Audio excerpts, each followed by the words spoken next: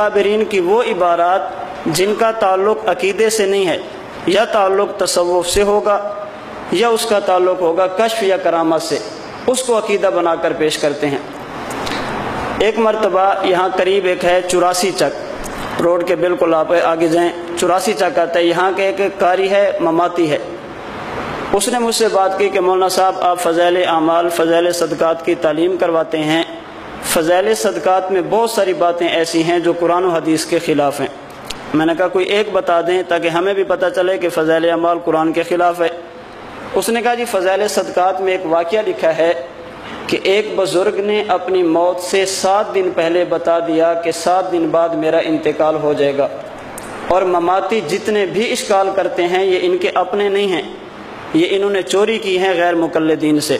دیوبندیت تاریخ و عقائد طالب الرحمن کی کتاب ہے، الدیوبندیہ تاریخها و عقائدها، عربی زبان میں طالب الرحمن کی کتاب ہے۔ جو اشکال اس نے فضائل اعمال فضائل صدقات علماء دیوبند کے کشف اور کرامات پہ کیے ہیں، وہی اعتراضات آج کے مماتی بھی کرتے ہیں۔ تو بزرگ نے بتایا کہ آج سے 7 دن بعد میرا انتقال ہو جائے گا۔ جب 7واں دن آیا تو بزرگ فوت ہو گئے، دنیا سے چلے گئے۔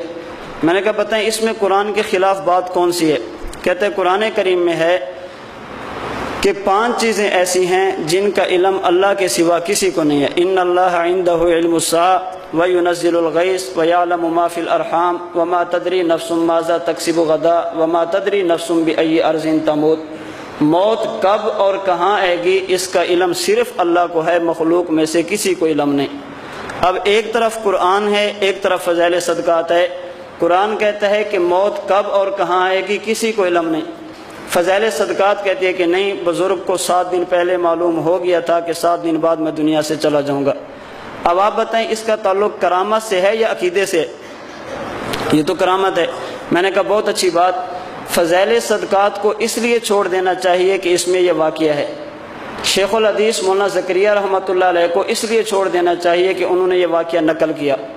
آپ مجھے بتائیں جس بندے کے ساتھ یہ واقعہ پیش آیا ہر اس بندے کو چھوڑ دینا چاہیے؟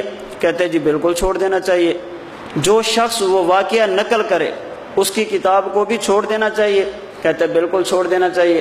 میں نے کہا صحیح بخاری پہلی جلد کتاب الجنائز، اس میں امام بخاری نے ایک باب قائم کیا ہے کہ ضرورت کے وقت میت کو ایک جگہ سے دوسری جگہ منتقل کرنا جائز ہے یا نہیں، یہ اس باب کا خلاصہ ہے۔ اس کے تحت حدیث نقل کی سیدنا جابر بن عبداللہ رضی اللہ عنہ، خود بھی صحابی ہیں والد بھی صحابی ہیں۔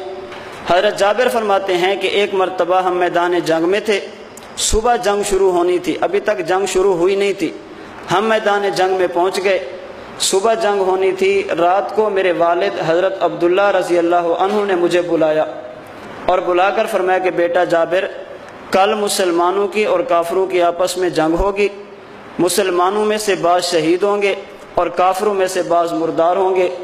کل جب جنگ ہوگی آمنے سامنے ہوں گے تو سب سے پہلے جو مسلمانوں میں سے شہید ہوگا وہ میں یعنی عبداللہ ہوں گا۔ سب سے پہلے شہید مسلمانوں میں سے کون ہوگا؟ میں ہوں گا۔ اگلے دن میدان جنگ لگا، سب سے پہلے صحابہ میں سے جو شہید ہوئے حضرت عبداللہ تھے۔ میں نے کہا اب صحابی کو چھوڑ دیں، کیوں؟ ایک بندہ 7 دن پہلے بتائے، جس طرح یہ قرآن کے خلاف ہے، اگر ایک دن پہلے بتا دے یہ بھی تو قرآن کے خلاف ہے نا۔ 1 سال پہلے بتائے یا 1 دن پہلے بتائے تو پہلے حضرت صحابی بتا رہے ہیں، امام بخاری اس کو نقل کر رہے ہیں، اس لیے اپنے خطیبوں سے کہنا آج کے بعد سریں لگا کر بخاری کے یہ لفظ نہیں کہیں گے من کان یعبد محمدا فإن محمدا قد مات۔ یہ بخاری میں ہیں، بخاری صحابی کا واقعہ نقل کر رہا ہے اور تردید نہیں کر رہا۔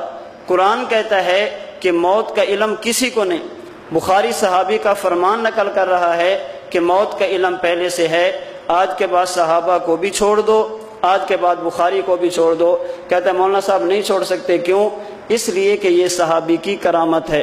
میں نے کہا کرامات صحابہ پر ختم نہیں ہو گئی، اگر صحابی سے کرامت ہو سکتی ہے تو خدا کے کسی اور ولی سے بھی کرامت ہو سکتی ہے۔